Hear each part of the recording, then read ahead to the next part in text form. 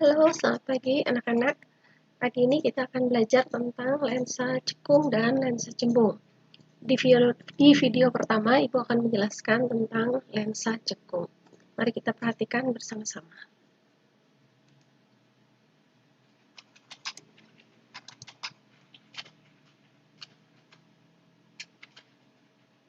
Nah, pada kesempatan kali ini kita akan belajar tentang lensa cekung, tentang apa saja, yaitu tentang sifat-sifat lensa cekung, sinar-sinar istimewa pada lensa cekung, pembentukan bayangan pada lensa cekung, kemudian rumus-rumus pada lensa cekung, dan yang terakhir adalah contoh soal. Lensa adalah benda bening yang dibatasi oleh dua permukaan yang salah satu atau kedua permukaannya berupa bidang lengkung. Nah, yang akan kita pelajari saat ini adalah lensa cekung rangkap atau bikonkav. Ini ada gambarnya. Ini tuh artinya permukaan pertama, ini permukaan kedua. Kalau kita lihat, lensa cekung ini memiliki dua permukaan yang melengkung ke dalam. Nah, sekarang sifat-sifat lensa cekung. Yang pertama, lensa cekung bikonkav memiliki dua permukaan yang melengkung ke dalam, seperti ini tadi. Kemudian, lensa cekung ini bersifat divergen atau memancarkan berkas cahaya. Jadi ini ya, divergen sifatnya, memancarkan. Jadi ini ada sinar datang, kemudian dipancarkan. Kemudian digunakan pada kacamata, teropong, dan lain-lain. Bayangan yang dihasilkan oleh lensa cekung selalu bersifat maya, tegak, diperkecil. Nah, jadi kalau kita lihat, bayangan dihasilkan oleh lensa cekung itu mirip seperti sifat bayangan yang dihasilkan oleh cermin cembung. Nah, sekarang kita akan pelajari bagian-bagian pada lensa cekung.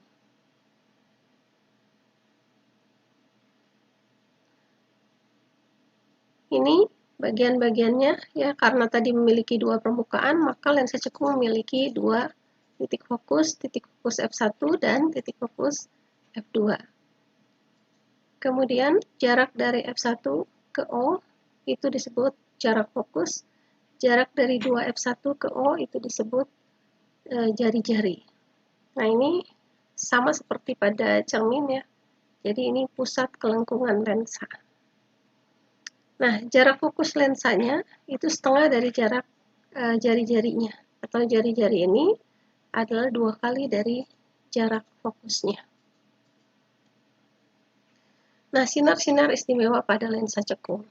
Seperti pada cermin, lensa juga memiliki sinar-sinar istimewa. Kita perhatikan sinar istimewa pertama. Sinar datang sejajar sumbu utama akan dibiaskan seolah-olah melalui titik fokus f1. Kemudian yang kedua, sinar datang seolah-olah melalui titik fokus f2 akan dibiaskan sejajar sumbu utama. Kemudian sinar datang melalui pusat lensa atau titik O itu akan diteruskan. Nah, sekarang kita lihat penggambaran sinar-sinar istimewa pada lensa cekung. Kita gambarkan dulu lensanya, kemudian titik fokusnya.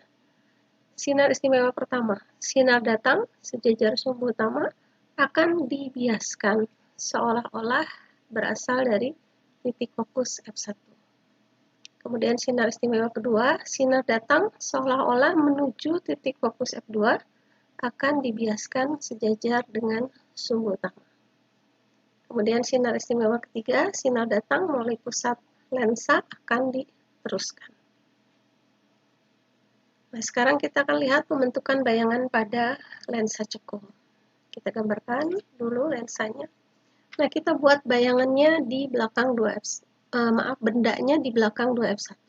Kita gunakan dua sinar istimewa. Kita gunakan sinar istimewa pertama, sinar datang sejajar sumbu utama akan dibiaskan seolah-olah dari fokus f1. Kemudian kita gunakan sinar istimewa ketiga, sinar melalui pusat lensa akan diteruskan. Maka ini terbentuk bayangan di sini. Tadi di awal dikatakan bahwa lensa cekung selalu membentuk bayangan yang bersifat maya, tegak, diperkecil. Jadi lensa cekung ini mirip sifatnya seperti cermin cembung. Nah, coba kita buktikan. Kita geser bendanya mendekati lensa. Kita geser bendanya mendekati lensa. Nah, sekarang berada di antara 2 f1 dan f1. Seperti biasa kita gunakan 2 sinar istimewa. Sinar istimewa pertama, sinar datang sejajar sumbu utama, akan dibiaskan seolah-olah dari f1. Kemudian sinar datang seolah-olah melalui pusat lensa akan diteruskan. Nah, ini perpotongannya membentuk bayangan. Nah, sifat bayangannya maya, tegak, diperkecil. Berbeda dengan cermin, pada lensa, bayangan maya terbentuk di depan lensa. Kalau kemarin kita belajar cermin, bayangan maya terbentuk di belakang cermin, sedangkan pada lensa, bayangan maya terbentuk di depan lensa. Nah, kemudian bagaimana hubungan antara jarak benda, jarak bayangan, dan jarak fokus? Sama seperti pada cermin, pada lensa juga berlaku persamaan yang sama, 1/SI ditambah 1/SO sama dengan 1/F, di mana SI-nya adalah jarak bayangan, SO-nya jarak benda, dan F-nya adalah jarak fokusnya. Perbesaran bayangan juga sama, rumusnya sama dengan yang berlaku pada cermin, yaitu M sama dengan mutlak SI per SO, atau M sama dengan HI per AH. Di mana SI-nya sama, jarak bayangan, ini tanda mutlak ya, yang membuat perbesaran bayangan selalu positif, dan yang harus diingat adalah perbesaran bayangan ini tidak memiliki satuan. Nah, berbeda dengan cermin, pada lensa ini ada yang dikatakan sebagai kekuatan lensa. Kekuatan lensa ini adalah kemampuan suatu lensa untuk mengumpulkan atau menyebarkan berkas cahaya yang diterimanya. Nah, rumusnya adalah P sama dengan 1/F, F-nya ini jarak fokus lensa, jika dalam satuan meter, atau P sama dengan 100/F, jika F-nya dalam satuan sentimeter. Nah, kekuatan lensa ini diberi simbol P besar, dan dinyatakan dalam satuan dioptri. Nah, besarnya kekuatan lensa ini adalah berbanding terbalik dengan jarak fokus. Jadi kalau jarak fokusnya kecil, berarti kekuatan lensanya besar. Sebaliknya, kalau semakin besar jarak fokusnya, maka kekuatan lensanya kecil. Contohnya misalnya, biasanya kita bertanya pada seseorang yang menggunakan kacamata misalnya, kamu minus berapa? Misalnya jawabannya -2. Nah, kalau kekuatan lensanya 2 di sini, ya berarti dia jarak fokusnya itu 0,5 meter. Jadi dia hanya bisa melihat benda dengan jelas pada jarak 0,5 meter. Tapi kalau kekuatan lensanya -0,5, berarti F-nya 2 meter. Jadi kekuatan lensa berbanding terbalik dengan jarak fokus. Nah, yang harus diingat adalah jarak fokus pada lensa cekung itu diberi tanda negatif. Dan lensa cekung selalu membentuk bayangan maya atau bayangan di depan lensa. Sehingga pada lensa cekung nanti jarak bayangannya selalu diberi tanda negatif. Nah, ini contoh soalnya. Sebuah benda tingginya 8 cm diletakkan 10 cm di depan lensa cekung yang jarak fokusnya 6 cm. Yang ditanyakan tinggi bayangannya adalah berapa. Seperti biasa, kita tulis dulu diketahui dan ditanyakan. Yang diketahui tinggi bendanya adalah 8 cm, jarak bendanya 10, dan fokusnya adalah 6 cm. Tadi dikatakan harus diingat bahwa untuk lensa cekung, jarak fokusnya diberi tanda negatif. Kemudian yang ditanyakan adalah tinggi bayangan atau HI. Nah, pertama-tama kita cari jarak bayangannya atau SI-nya dulu. Pakai rumus yang sama, 1/SI ditambah 1/SO sama dengan 1/F. Maka untuk mencari 1/SI sama dengan 1/F dikurangi 1/SO. Kita masukkan angkanya, F-nya ini adalah -6, SO-nya adalah 10.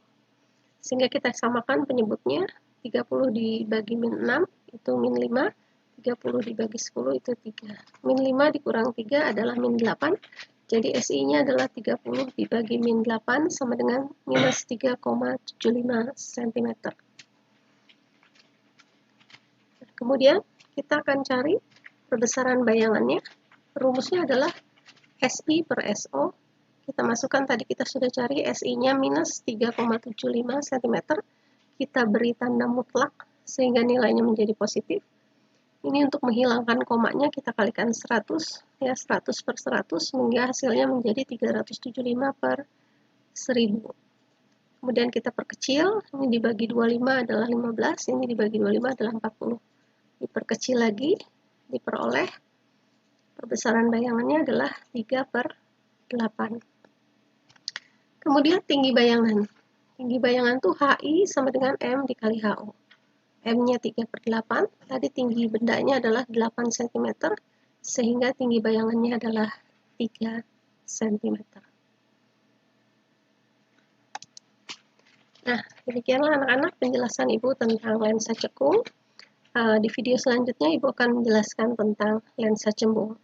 Nanti setelah kalian menyaksikan dua video tersebut, kalian bisa menyelesaikan soal-soal yang sudah Ibu siapkan di Google Classroom masing-masing. Ingat, hanya satu kali submitnya anak-anak. Terima kasih, selamat pagi, Tuhan memberkati kalian semua. Dah.